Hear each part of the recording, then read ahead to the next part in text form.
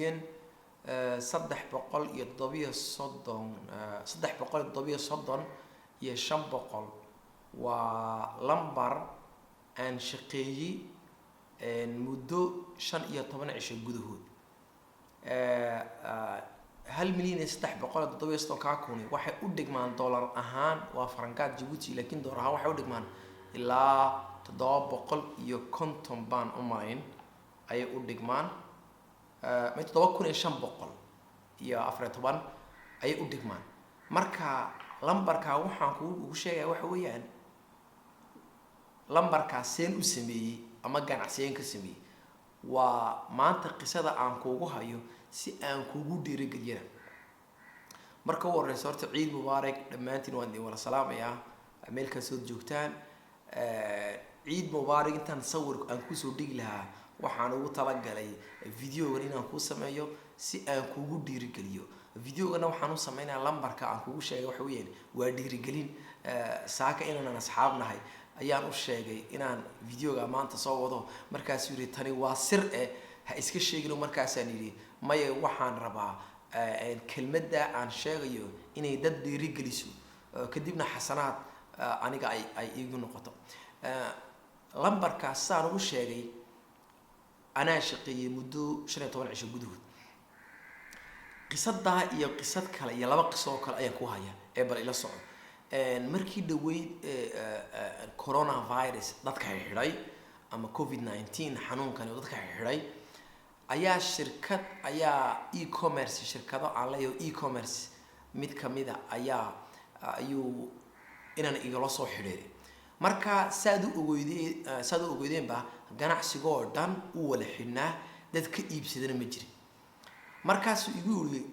waxaan iibiyaa macawis jumlan lahaan waan kaaga iibin adigu haddii aad online wax ku iibisid ama aad aqoonti online ka lagu iibinayo aad leedahay way fiicnaan lahayd inaad adigu iibisid markaas aan ku yiri priga aad iga iibinaysa ama price ka aad iga iibinaysa waa imisa markaas uu yiri waan heshiinaa aan qiimo aad iyo aad u fiican waan kaaga iibin waanu tagay oo ii bandhigay markaas qiimo aad iyo aad u wanaagsan ay noqotay jumlad ahaan marka anigu waxaan sameeyay macawisahan BHS la yiraahdo ayaa laba nooc baa jira classic iyo excellent waa laba type oo macawisaha kamid ah wuxuu yiri labada macawisood ayaan iibiyaa jumlad ahaan waan kaaga iibin de adigu saad u iibinaysa aday ku taala labadii kartoon ayaan ka soo qaaday biroga la yimiday waan sawiray markaan sawiray ayaan Facebook dhigan online waxyaabooyinkii marka maanta qisada waxaan kugu sheegay wax weeyaan caalamka e-commerce ama adduunka e-commerce halku ku socdo iyo waxyaabooyinka qof kasta looga baahan yahay saad u ogtiin ba shankan aan mahdi miicad waxaan ka hadlaa ganacsi iyo website creation iyo web design iyo graphic design maanta ahaan laakiin videogan waa video aan kula dhiirigelin ganacsiyeed ayuu kugu beeri doonaa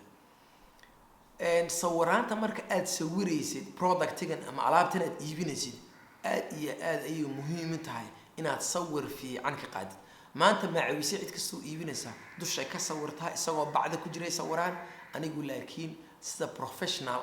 ayaan u sawiray si aad product aad ku aragtid Amazon oo kale ayaan u sawiray macawisi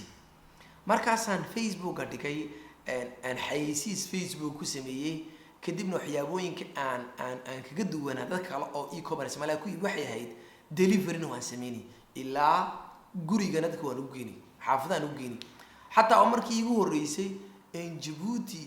Djibouti badana aad bay u koobanto waa la wala gaari karaa meel kasta laakiin mar kastaba waxba kugu soo kulmay ay kugu soo kordhay Google Map wadamo Yurub iyo Mareykan ma ku isticmaalay laakiin markii igu horeysay ayay inaan Djibouti aan Google Map ku isticmaalo waa inaan ba addresskiisii ayaan garan waayay markaas Google Map ay soo tuuray markaas aan sidii addresskiisa Google Map ugu tagay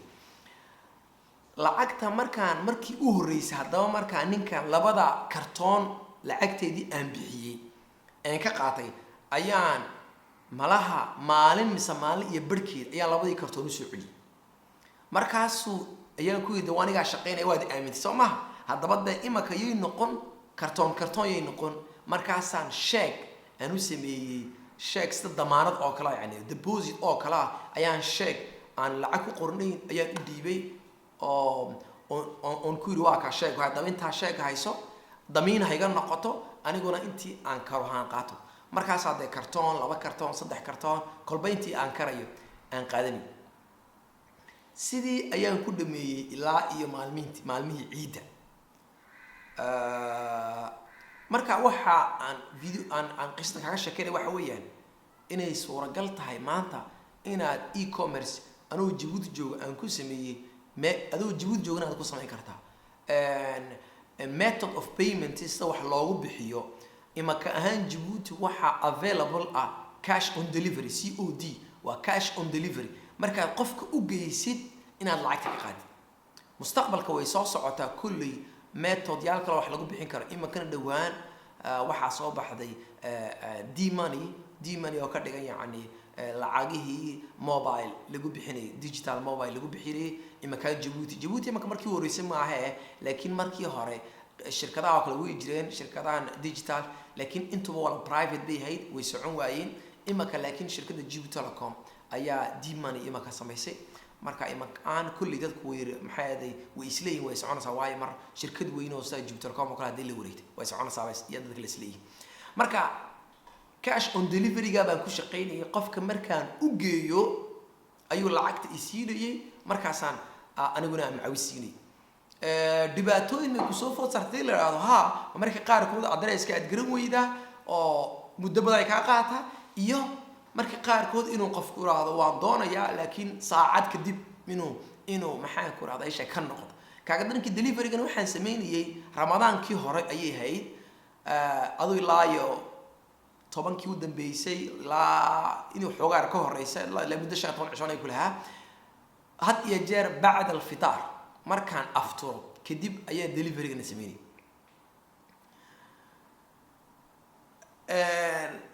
had iyo jeer waxaad ogaataa qofkani muxuu u rabaa e-commerce qofkan dadkan iibsanaya imanka Djibouti oo kale dadku maxay u rabaan inay online ku iibsadaan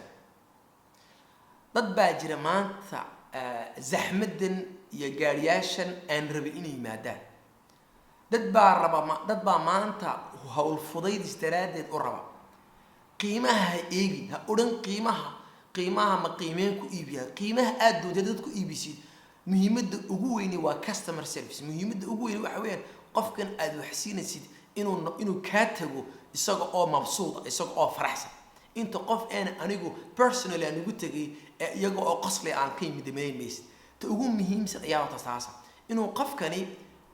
markan aad u tagaysid inuu noqdo qof mabsuud shirkadooyin waaweyn oo Djibouti jira maanta e-commerce ma garanayaan laakiin way kulli mar bay bilaabi doonaan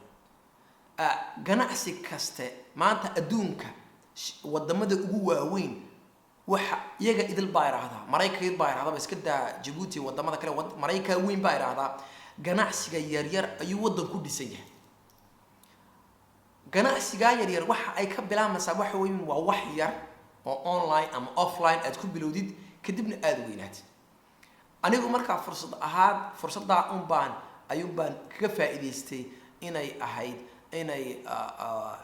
Allahumma salli ala Muhammad yani confinemoga iyo guryaha lagu jiray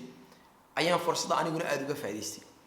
laakiin kama dhigno marka kaliya tumay fursad socotay laakiin had ejer way socotaa qisad kale iyana ku sheegay nin baa iga iibiya mar gaariga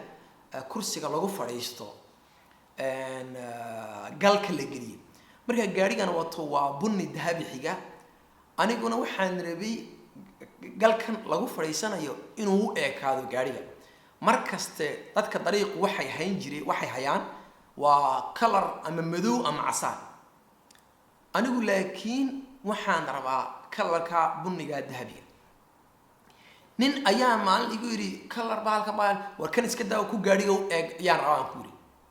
igu daabuur ma ka barabta ima kada baan ku soo qaaday igu daa halkeed joogta halkan office kan baa joogaydo waka markaas yaan ku yiri office kan igu kaalmaan ku yiri inankii gaardiyaanka hoosta inankan mandarada ilaaliya ayaanu sheegay waxa ninka markuu yimaado ii soo daa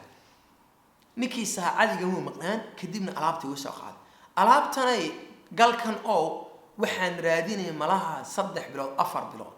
kaygii horan isticmaalaya ayay rabaaliyo inaan bedelaan rabay marka isagu markuu ii kanay lacagtu doon ha iraahdo waa la bayactami laakiin lacagtiisa waad siinaysaa waayo waxaad u siinaysaa waxa weeyaan adigu ma garanaysid meesha laga soo iibinayo Soomaa laakiin isagu garanaya ganacsiga online waxa weeyaan qofku maanta wuxuu rabaa isagoo gurigiisa iska fadhiya oo sare kicin oo dhar xiran oo labisan oo suuqa tagay inuu alaabtii helo alaabtana muxuu ka heli karayaa waa online ama Facebook u dhig ama website u dhig website e-commerce u samee marka qiimaha aad sameynaysid qiimo wanaagsan oo lagu soo noqonay aduu samee dad baa jira maanta qiimo aad iyo aad u maxaad dhigaya laakiin waa laga iibsan wax mashaakil ma jiraan laakiin laguma soo noqonayo hadii mar lagu barto laguma soo noqonayo mushkiladu waa taa qiimo aad isleedahay hadhow waa lagu soo noqonaya waa inaad sameeysid qisada kale saddexaad ku sheegay waxa weeyaan maanta waa ciid neefkii aan qalay inaan asxaab aan noo soo shaqeyno ayaa 10 cisho ka hor ayaa wuxuu igu yiri mahdiyo waxaan hayaa igu yiri neefkii ciid ma iibsan why not baan ka yiri waayo waxaan anigu ka fikiraya hadhow toole ciida markay gaadho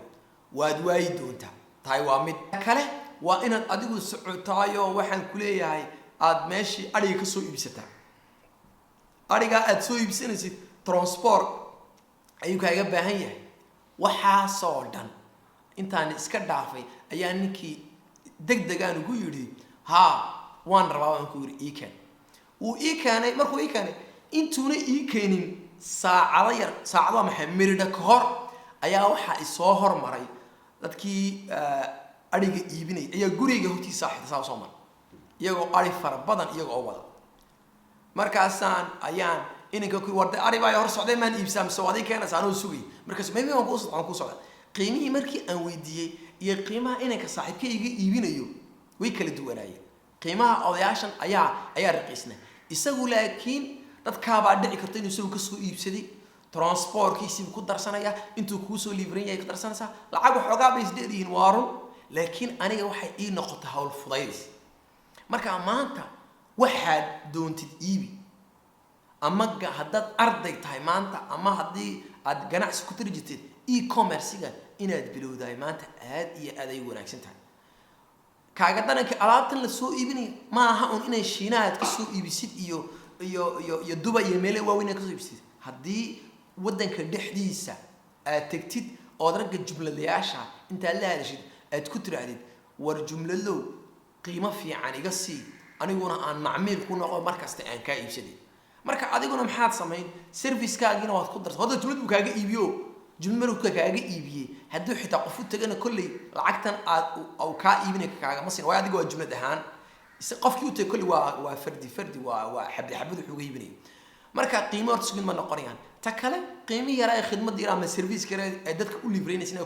ku darsid wax mashaakil ma jiraan laakiin had iyo jeer ka fikir waxaad ka fikirtaa qofkani qiimahan aad siisay iyo qiimaha suuqa iyo aad u kala dheeraan haday kala dheeraadaan mar waa lagu baran waa laga iibsan laakiin laguma soo noqonayo taana iska ilaali waxaanad ku dadaashaa had iyo jeer qofka marka aad u geynaysid ama geyntii waxdaadada kaleyn oo guriga lagu iimanayo inaad si wanaagsan aad u soo dhaweysid shirkad kasta oo imaqlansana ama ha weynaato ama ha yaraato waxaan ku soo gabagabeyn lahaa adduunku wuxuu ku socdaa waa online iyo e-commerce ayuu ku socdaa shirkadaadu maanta shirkada ay doonto ha aado hadaad wax iibisi shirkada aad waxa doontid iibi wuxuu doono mu ahaado waxa doontid iibi